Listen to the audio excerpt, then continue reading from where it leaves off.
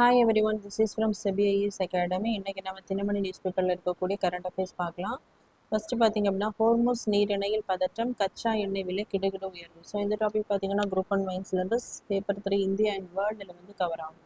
So இப்போ பார்த்தீங்க அப்படின்னா யூஎஸ், இஸ்ரேல் மற்றும் ஈரானுக்கு இடையே வந்து போரானது நடைபெற்று கொண்டிருக்கிறது. ஸோ இதன் மூலமாக பார்த்தீங்க அப்படின்னா பர்ஷியன் கல்ஃப் மற்றும் கல்ஃப் ஆஃப் ஓமன் நடுவே இருக்கக்கூடிய அந்த ஒரு நீரிணை தான் ஹோர்முஸ் ஸ்ட்ரைட்.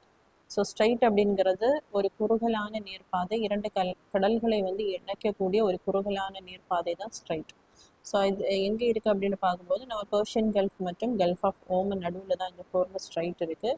இப்போ பார்த்தீங்க அப்படின்னா உலகத்திலே வந்து 20% அந்த எண்ணெய் தேவை வந்து நிவர்த்தி பண்ணக்கூடிய நாடுகள் வந்து இந்த பர்ஷியன் கல்ஃப் பக்கத்தில் தான் இருக்குது. அதாவது யுஏஇ, கத்தார், குவைத் இந்த மாதிரியான நாடுகள். ஸோ இப்போ பார்த்தீங்க அப்படின்னா அங்கேருந்து அந்த எண்ணெய் வளங்களை வந்து இங்கே கொண்டு வரணும் அப்படின்னா கண்டிப்பாக இந்த ஹார்மஸ் ஸ்ட்ரைட்டை தாண்டி தான் என்ன பண்ண முடியும்னா வர முடியும்.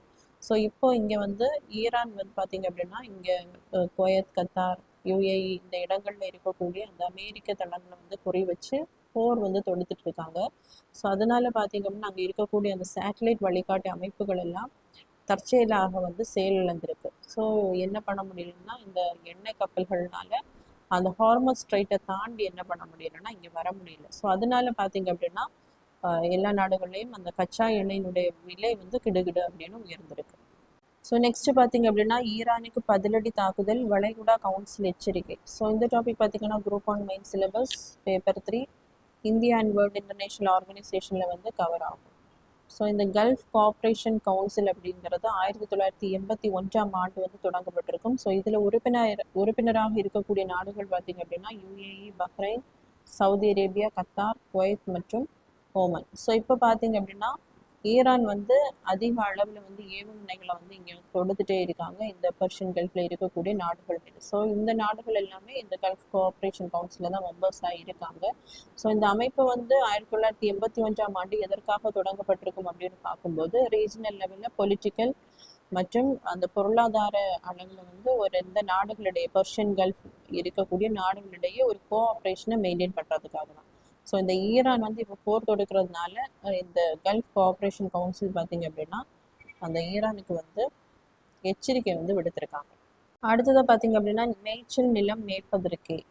ஸோ இந்த டாபிக் பார்த்தீங்கன்னா group 1 main syllabus paper 3 India and வேர்ல்டில் வந்து கவர் ஆகும்.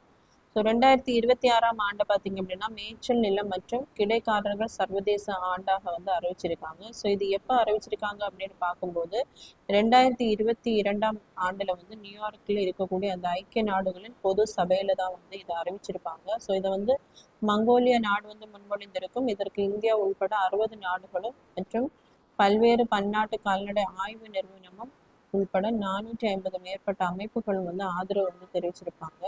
ஸோ எதற்காக இந்த ஆண்டு வந்து மேய்ச்சல் நிலமாக அறிவிக்கப்பட்டிருக்கு அப்படின்னா பூமியினுடைய அந்த நிலப்பரப்பில் வந்து சரிபாதியாக மேய்ச்சல் நிலங்கள் வந்து தான் இருக்கு. இப்போ பார்த்தீங்க அப்படின்னா இந்த மேய்ச்சல் நிலங்கள் வந்து முறையாக பாதுகாக்கப்படாததால் பெரும் அழிவுக்கு வந்து உள்ளாகிட்டு இருக்கு. ஸோ அதை வந்து பாதுகாக்கும் பொருட்டு தான் இந்த வருடத்தை பார்த்தீங்க அப்படின்னா மேய்ச்சல் நிலம் மற்றும் கிடைக்காரர்கள் சர்வதேச ஆண்டு 2026ஆக ஐக்கிய சபை வந்து அறிவிச்சிருக்காங்க.